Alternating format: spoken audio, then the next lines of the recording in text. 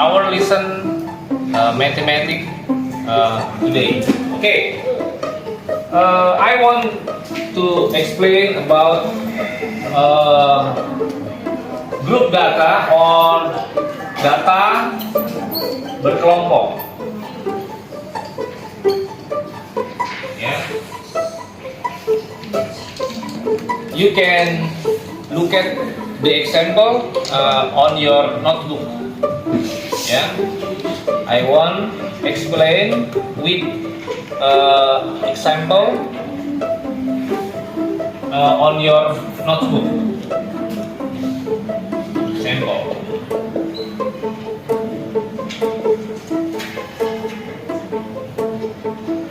Given the data on table. This is called. This column in frequency. Start from 26 until 30, 31 until 35, 36 until 40, 41 until 45. And then the first class frequency, how? 3, 2, 4, 1. You can count this. Yes. 10, yeah. The sigma is data frequency 10.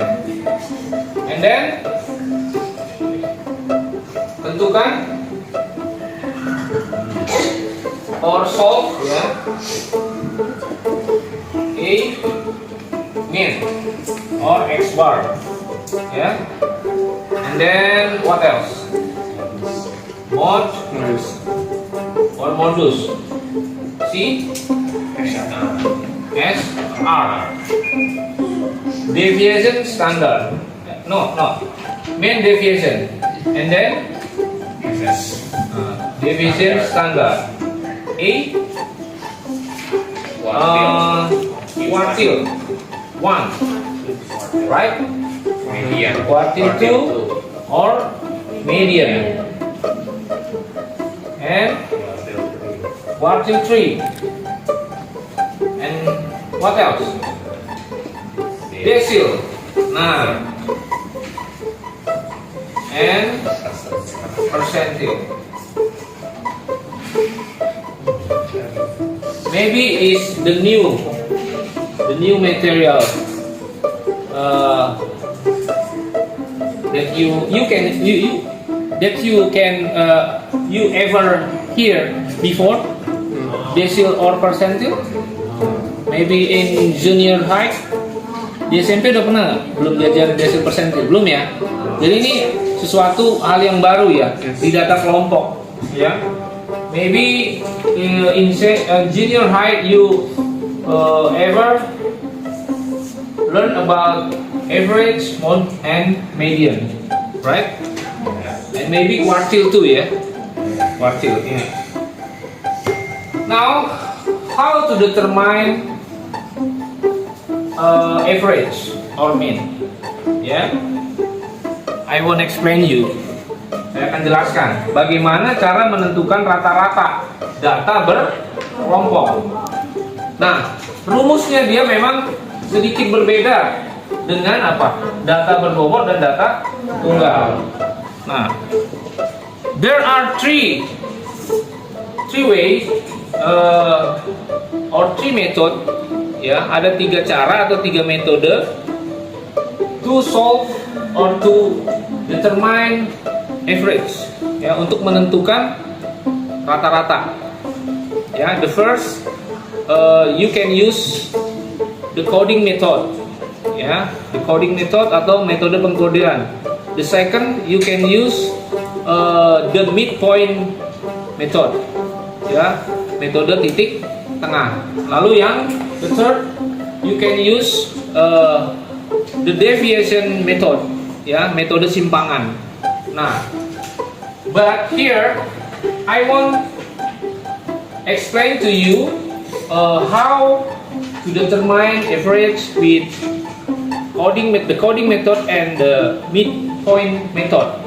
Ya, saya mau jelasin dua metode aja, ya, yaitu metode coding atau pengkodean sama titik tengah. Karena menurut saya dua metode ini lebih mudah dibanding metode simpangan, ya. I want explain the formula. The first, X bar or mean is equal temporary average, rata-rata sementara atau temporary average, plus C. What is C? C is interval, ya, interval multiply sigma F frequency multiply U divided sigma F or frequency. And then how to determine average? Look at the data that present on table. The first step, yeah, you can add 3-column table beside the column before. Yeah, in the first column you can write here xi. What is xi? Xi is middle value, nilai tengah, ya. And then this is U, and this is frequency multiply U. Yeah. Now, how to determine X bar is S? Bagaimana cara menentukan rata-rata sementara atau temporary average? Ya. You can look ahead, ya, look ahead, lihat ke depan. You can use determine X bar S. You look at Xi. How to define Xi? Bagaimana cara menentukan Xi? You can look at here have 4 class, ya. The first class, the second, the third, the fourth class. Ya, ada 4 kelas. Kelas yang pertama 26 sampai 30 kan? 26 30. Tengahnya berapa? Midpoint. Ya. 26, 27, 28, 29, 30. Tengahnya 26, 27, 28. You write here 28. And then 33. And then here 38. And then here 43. And how to determine X bar S? You can look, ya, the frequency, ya, the large frequency. Kamu bisa lihat, ya, frekuensi terbesar mana di sini? Lihat frekuensi. Look at the frequency. 4. Because 4 is a large frequency, karena 4 adalah frekuensi terbesar menurut data ini, maka apa? 38 is temporary average. Jadi 38 itu adalah frekuensi rata-rata sementaranya. Jadi sederhananya saya bilang rata-rata sementara adalah nilai tengah dengan frekuensi terbesar. Cara menentukannya. Jadi gini, frekuensi paling besar mana? 4. Berarti X bar X-nya 38. ya, yang di sebelahnya aja langsung lihat, yang di sampingnya, yang sejajar dengan dia. Tapi kalau 4-nya di sini, maka 28 adalah sebagai rata-rata sementaranya. Jadi dia patokannya selalu mengikuti apa? Frekuensi terbesar. And then kemudian how to determine C interval. Look at from 36 until 40. How long? 36, 37, 38, 9, 40. You can write here 5. Yeah. And then sigma F. This is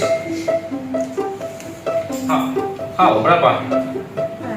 10. Now you can find sigma F multiply U. Tinggal nyari ini aja nih sekarang nih. Bagaimana mencari jumlah dari frekuensi dikali U. U itu kode ya. U itu kode. Diambil dari bilangan bulat ya. U is code ya, code that you get from integers ya, integers. U adalah kode yang diambil dari bilangan bulat. Integer is bilangan bulat ya. What is integers or bilangan bulat? Integers is negative number, zeros number, and positive number. That is integers. Ya. Jadi bilangan bulat itu adalah bilangan negatif, bilangan nol, dan bilangan positif. Itulah bilangan bulat. Jadi kalau kamu pernah lihat garis bilangan ya, semua bilangan yang ada di garis bilangan itu bilangan integers. Ya. Like this. Ya. Nah, integers. Ya. Nah, and then how to determine U. The first step, langkah pertama yang kalian lakukan adalah you can benchmark, ya.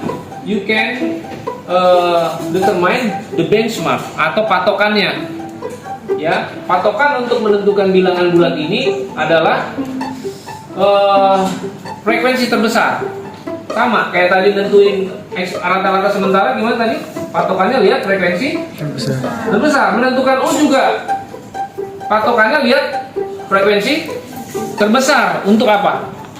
Menentukan di mana angka 0 ini, bilangan nolnya. Ya, jadi urusin dulu nolnya. 0 ini patokannya adalah frekuensi terbesar. Karena frekuensi terbesarnya adalah 4, maka nolnya di sini. Ya, bilangan nolnya di sini. Lalu apa? Kalau 4-nya di sini, ya berarti nolnya di sini. Kalau 4-nya di sini, nolnya di sini. Begitu ya. Nah, oke, kita sepakat dulu.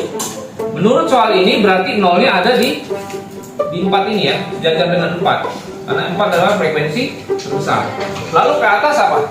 Bilangan positif. Bilangan negatif, sorry. Ke atas bilangan negatif, ke bawah bilangan positif. Berurut ya. Berurut. Kan mulai dari 0, berarti ke atas min 1, min 2, min 3, min 4 dan seterusnya. Tergantung soal lah, yang kasih tahu ya. Ke bawah 1, 2, 3 dan seterusnya. Nah, and then you multiply, kalikan F multiply minus 2 is equal minus 6. 2 multiply minus 1 minus 2. 4 multiply 0 is 0.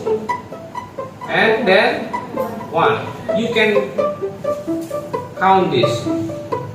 Minus 6 minus 2, 0, 1. How? Minus 7. Right? Minus 7. And then you can divide it. Ya, kamu bisa bagi nih. Sama-sama dibagi 5 bagi 5. Right? Nah, and then plus multiply minus is equal what? Minus Nah, you can write here minus 7 divided 2. So 38 minus out 3.5, and the result is, hasilnya berapa? 34.5. That is the result. Ya, itulah rata menggunakan metode coding. Menurut saya ini yang paling gampang. Mak, saya mau yang kedua aja deh, midpoint method atau metode titik tengah.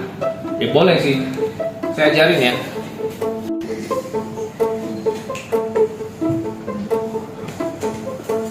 Midpoint method.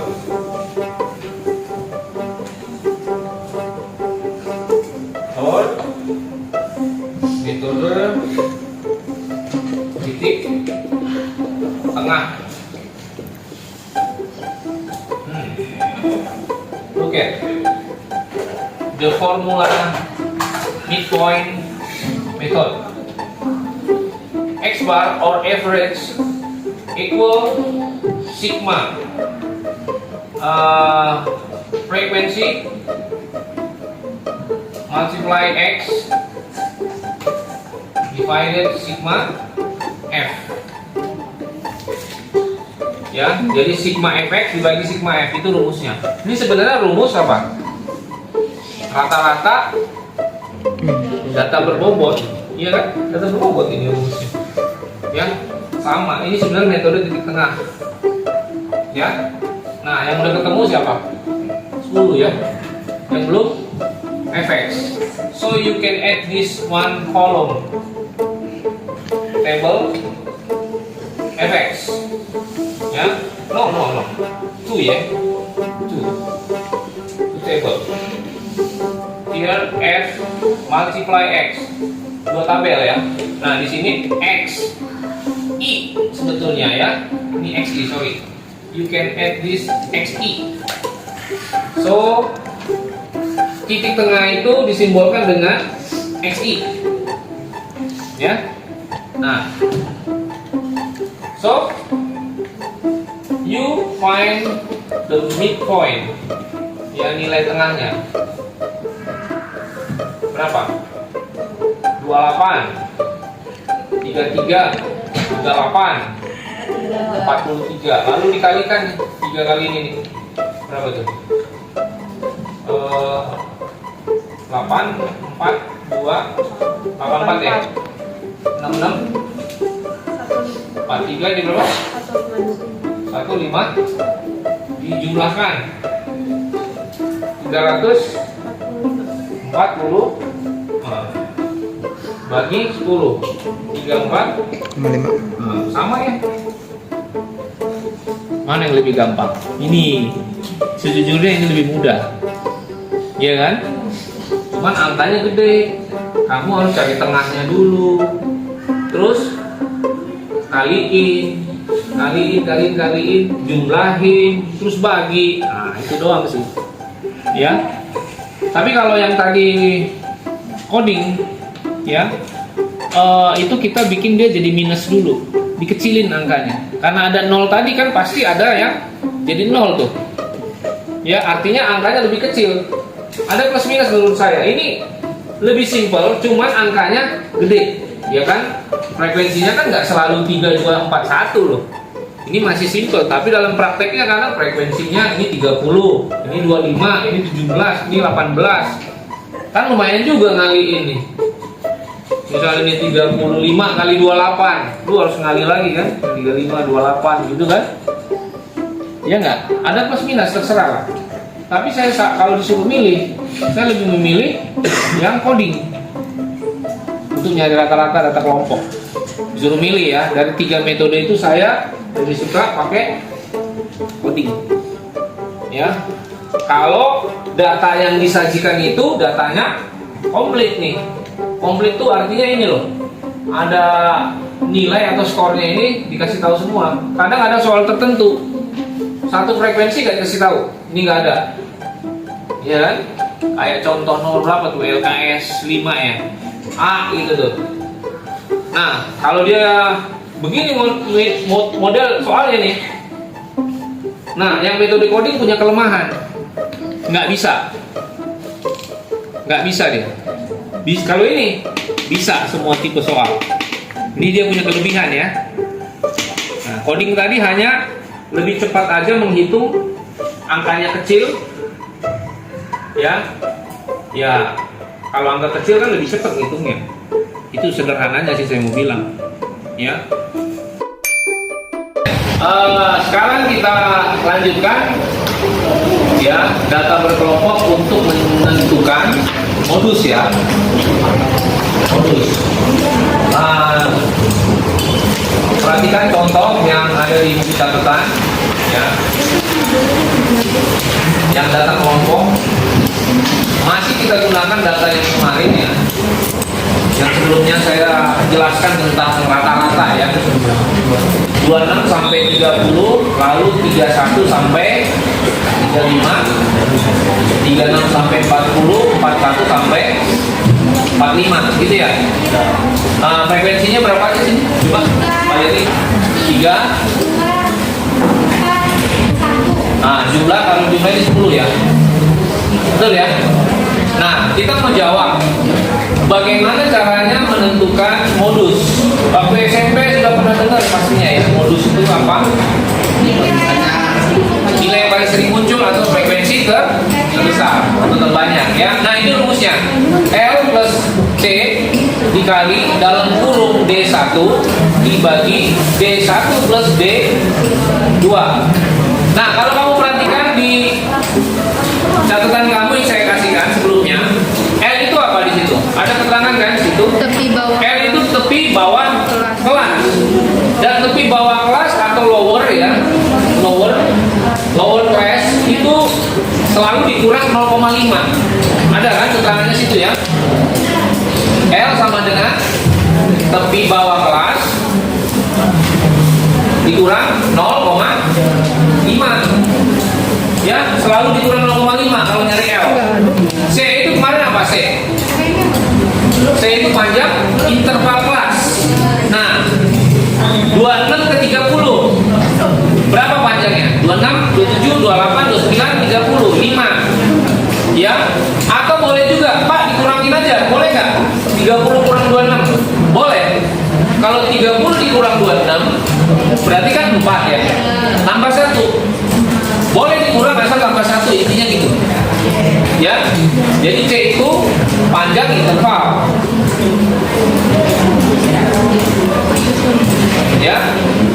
Cara mencarinya boleh 30, contoh ya, kelas pertama nih 30 dikurang 26 boleh, tapi tambahin 1 sama dengan 5. Pak, kenapa ditambah 1? Karena 26 nya kan dihitung 26, 27, 28, 29, 30 5, makanya dia harus tambah 1.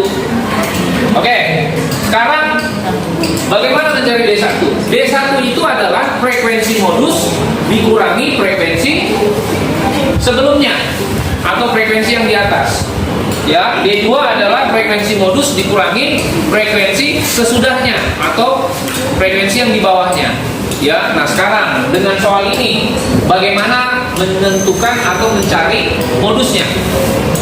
Nah, kalau kamu mencari modus yang disajikan dalam bentuk data berkelompok ya, perhatikan langkah-langkahnya ya. Untuk menentukan modus dan menentukan rata-rata itu caranya sama ya. Makanya saya di situ bikin catatan. Saya duluan bahas rata-rata, baru modus, baru simpangan rata-rata, simpangan baku, varian, baru yang lain-lainnya di belakang tuh. I1, I2, I3, median, desil dan persentil ya. Nah, apalagi itu desil persentil? Pernah dengar nggak desil persentil? Baru ini doang ya. Nah, SMP tahunnya mea, median, modus, kuartil mungkin ya. Ya. Nah, cuman desil persentil belum pernah diajarin. Nanti di pembahasan kita Yang berikutnya ada desil dan persentil. Ya, saya akan jelasin bagaimana ngebedain itu median, kuartil 1, 2, 3 atau desil atau persentil.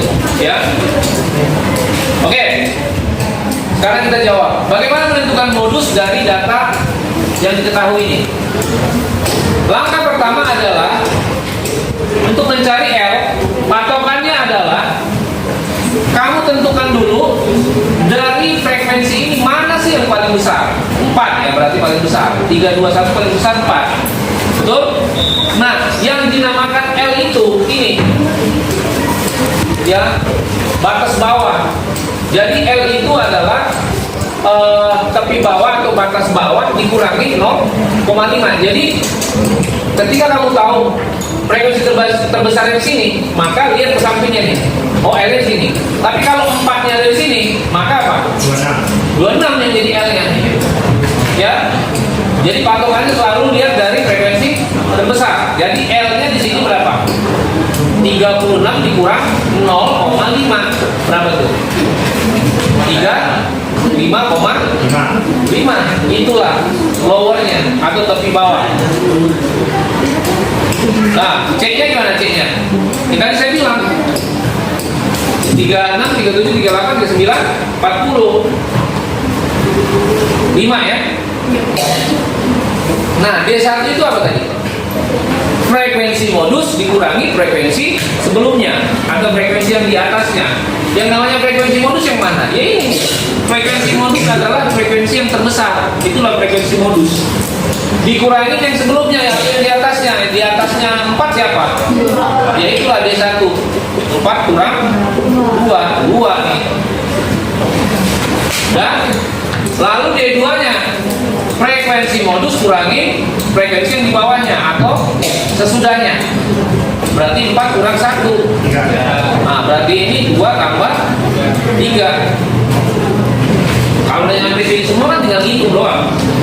Sudah, sekarang berapa hasilnya? 35,5 tambah 5. Ini 2 per 5. Ya, kalau bisa dicoret ini bisa nih, dibagi maksudnya ya. Sudah jadi berapa? 35,5 tambah berapa? Ini kan jadi 1 kali 2 tambah 35,5 jadi 37,5. Oh. Tuh cara mencari ada yang mau ditanya? Oke, ini pertanyaan bagus. Pak, kalau modusnya di sini, 4-nya bisa di sini, Pak. Nyari D1-nya gimana? Ada yang tahu gimana caranya? Misal katanya 4 ini ada di sini nih. Nih, misal maksudnya dia, teman kamu tadi nanya, Pak, kalau 4 di sini, ini 3 gimana, Pak? Nyari D1. Kan kurangin yang atasnya kan? Ya. Di atasnya ada kan? Ya berarti 0, 4 kurang 0. Tetap gitu. Ya kan nggak ada. Ya kan? Kurangin 0. Paham? Sama kalau di sini 4-nya, nyari D2-nya, ya kurangin 0. Kan nggak ada. Betul ya? Paham? Ini berapa tadi? 3 ya? Ini 4. Ada lagi yang bertanyain? Sudah, ini batas bawah, ini bilang tepi bawah, sama aja istilahnya. Intinya L itu selalu dikurangi 0,5. Pak, kenapa selalu dikurang 0,5? 0,5 itu bicara tentang ketelitian data, ya. Karena pasti ada aja manusia, namanya manusia pasti ada tingkat ketelitian yang istilahnya kurang teliti, pasti ada. Makanya kalau dalam statistika ada namanya nilai signifikansi, ya, atau kalau umumnya itu adalah nilai toleransi. Kita pasti ada kesalahannya dari penghitungan itu, gitu. Cuma ya, biasanya 0,5, 0,05 gitu ya. Ya, oke. Ada lagi yang tanya?